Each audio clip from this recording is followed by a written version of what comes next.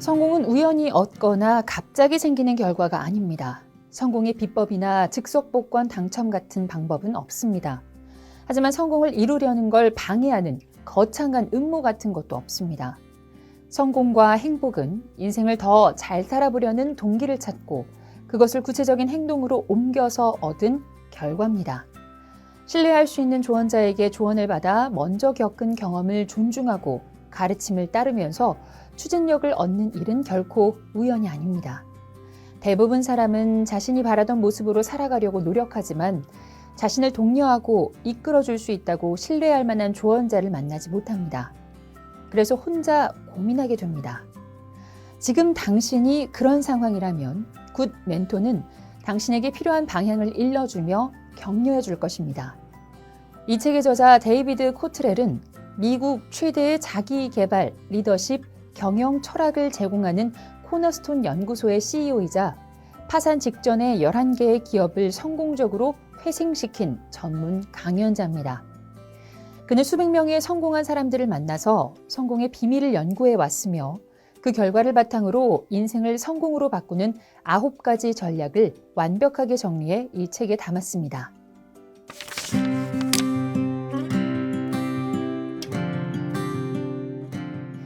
이 책은 일방적인 설명보다는 공감과 동기를 극대화할 수 있도록 스토리텔링 형식으로 집필되었으며 문답법 구성으로 이야기를 전개해 성공과 행복에 대해 우리가 무엇을 모르고 있는지를 깨닫게 해줍니다. 이야기의 출발은 잭 데이비드라는 인물이 퇴근길에 혼자서 성공한 사람은 드물다라는 주제를 다룬 팟캐스트를 듣고 멘토가 누구지? 어디에서 찾을 수 있지?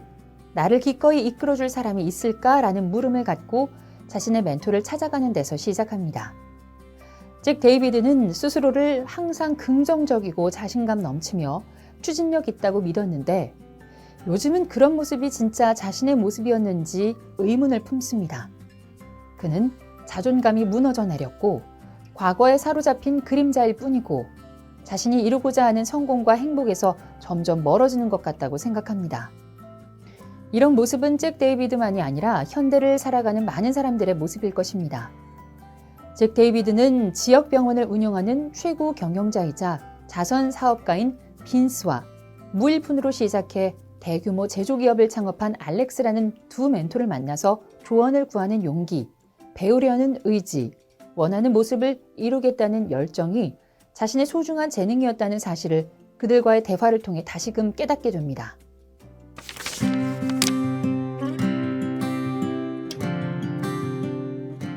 잭 데이비드는 빈스를 찾아가 자신이 지금 힘든 시기를 보내고 있다는 것을 설명하고 인생을 살면서 지침으로 삼았던 현명한 조언과 원칙을 배우고 싶다고 말합니다. 이에 빈스는 인생에서 당신이 원하는 것을 이루지 못하게 방해하는 거대한 음모가 없다는 사실을 받아들여야 한다라고 말합니다. 성공과 행복은 폭발적이면서 순간적인 한 번의 결과로 얻을 수 없으며 서로 의존적으로 연결돼 어우러진 여러 가지 요소라는 것이 빈스의 조언입니다.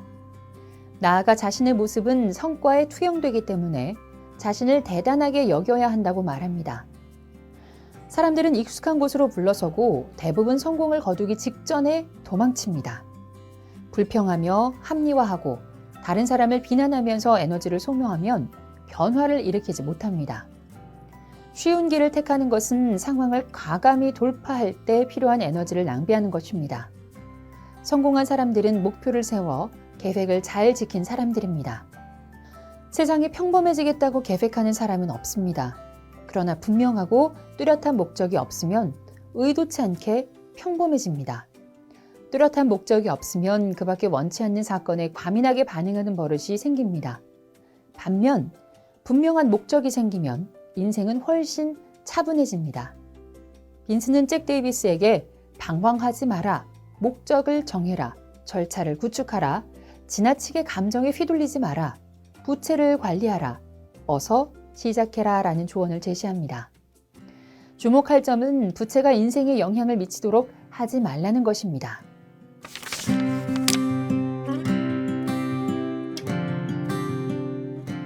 존 F 케네디는 지붕은 햇빛이 밝을 때 수리해야 한다라고 말했습니다. 빈스는 이 문장 속에 엄청난 지혜가 숨어 있다고 말합니다. 태풍이 올 때까지 지붕 수리를 기다리는 건 어리석은 일입니다. 하지만 대부분 사람은 빗물이 소파 위로 떨어지고 바닥이 물에 잠길 때까지 지붕을 고칠 생각조차 하지 않습니다. 그래서 나중에 지붕 수리뿐만 아니라 소파와 카펫까지 바꾸게 됩니다. 그럼에도 사람들은 재난이 닥쳐도 변화를 받아들이기보다 차라리 다른 일을 하고 싶어 합니다. 변화를 수용하는 건 의심할 여지 없이 어렵습니다. 변화가 필요하다는 것을 깨달으려면 상당한 용기가 필요합니다. 빈스는 변화에 적응하지 못하면 남의 추종자가 되어가는 자신의 모습을 보게 될 것이라고 말합니다. 용기의 반대는 무지가 아니라 수능입니다. 데이비드는 빈스의 사무실과 복도 여러 군데에 사소한 일을 잘하자라는 문구를 보고 그것에 관해 물었습니다. 빈스는 대단한 일을 이루겠다는 목적에만 정신이 팔린 나머지 사소한 일을 등한시하는 사람이 많다고 지적하면서 작은 일부터 꾸준하게 잘해야만 진짜 중요한 일을 이룰 수 있다고 강조합니다. 전 세계적으로 최고의 서비스를 제공하는 리츠 칼튼, 사소한 일을 잘하자라는 원칙을 실천하는 기업인데 그러한 원칙 준수는 우리는 신사숙녀를 모시는 신사숙녀다라는 경영 철학에 근거한 것입니다. 빈스는 자신이 성공할 수 있었던 중요한 이유가 사소한 일을 잘하자라는 태도였다고 밝힙니다. 아울러 신사숙녀가 신사숙녀를 모시는 원칙이 중요한 것이 아니라 자신이 반영하고 싶은 걸 반영하는 태도가 중요하다고 강조합니다. 나아가 사소하고 하찮은 약속을 어기는 사람이 중요한 약속을 지키리라고 믿을 이유는 없다고 말합니다. 지킬 수 없는 약속은 아무리 사소하다고 해도 하지 않는 게 좋으며 약속할 때는 자신 있게 저만 믿으세요라고 하는 것이 필요합니다.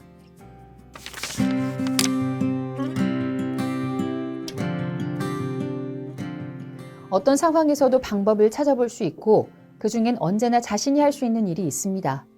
근심과 부정적인 감정을 만드는 안개 장치를 끄고 이 안개를 걷어내는 일은 자신의 몫입니다. 빈스는 데이비드에게 걱정하는 대신 할 수 있는 일을 1. 앞서 생각하지 마세요. 2. 통제할 수 없는 걸 통제하려고 노력하지 마세요. 3. 바쁘게 살며 할 수 있는 일을 하십시오 라는 내용으로 정리해서 알려줍니다. 근심은 안개를 생성하는 두 가지 큰 요인 중에 하나입니다. 또 다른 하나는 비관주의, 공포, 의심과 같은 부정적 감정입니다.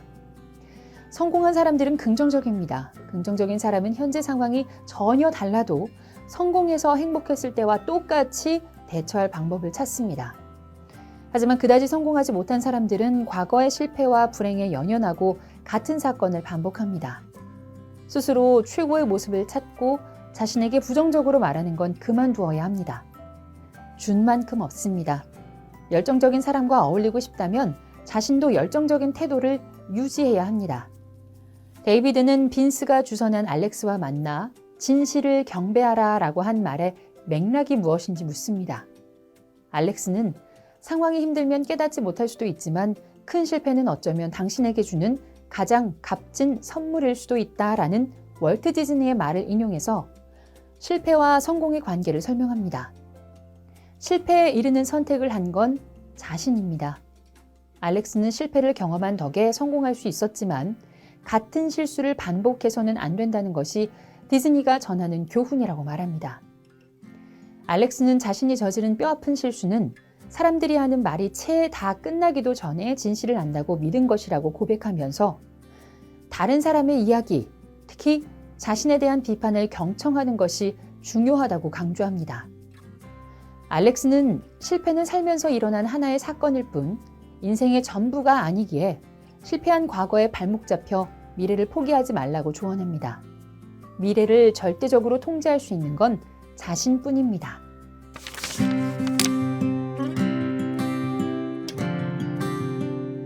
알렉스는 데이비드에게 대부분 사람이 목표를 이루지 못하는 것이 아니라 제대로 세운 목표조차 없다는 게 비극이라고 말합니다.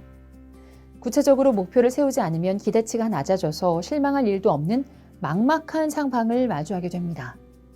알렉스가 말한 비극이란 바로 그런 상태를 지칭합니다. 목표를 세우는데 중요한 것은 목표가 가치 있고 달성할 수 있는가라는 점입니다. 둘 중 하나라도 아니다라는 대답이 나오면 목표 설정을 다시 해야 합니다. 성공은 돈으로 평가하는 것이 아닙니다. 충분히 만족할 만큼 많은 돈은 절대 가질 수 없습니다. 자신이 얼마나 제대로 된 최고의 모습에 도달하느냐에 따라 성공은 결정됩니다. 지금 하는 일을 왜 하는지 물었을 때 제대로 답하지 못하는 사람이 많습니다. 행복을 향한 여정에서 분명한 계획이 없어 행복해지지 못하는 사람이 많습니다. 스스로 이유를 물어야만 목적의 중요성이 무엇인지 알 수 있습니다. 행운은 정보가 더 많을 때만 나타납니다. 즉, 되든 안 되든 시도하고 지식을 향상하면서 스스로 행운을 구축하는 것입니다. 배우면 배울수록 행운이 따릅니다. 운이 좋은 이유는 우연이 아닌 자신의 의지대로 인생을 살았기 때문입니다. 많이 알수록 존중, 자유, 행복이 찾아옵니다. 공부란 나 자신에게 하는 최고의 투자입니다.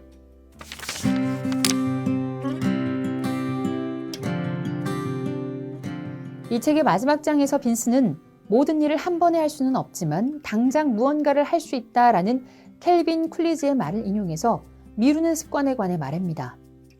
어색하고 불편한 새로운 세계에 도전하기보다는 습관적으로 언젠가 섬으로 돌아가는 사람이 많습니다. 바로 시작하지 않으면 절대 앞서 나갈 수 없습니다. 시간을 최대한 활용하는 건 자신에게 달렸습니다. 빈스는 데이비드에게 마지막 교훈을 전하는데 그 내용은 다음과 같습니다. 인생은 불행하게 살기엔 너무 짧고 최선의 모습을 추구하지 않고 살기에는 너무 깁니다. 재미있게 사세요. 성공이란 언젠가 섬에서 탈출하여 인생을 즐기는 것이라는 게 이 책이 독자에게 전하는 결론이라 할 수 있습니다.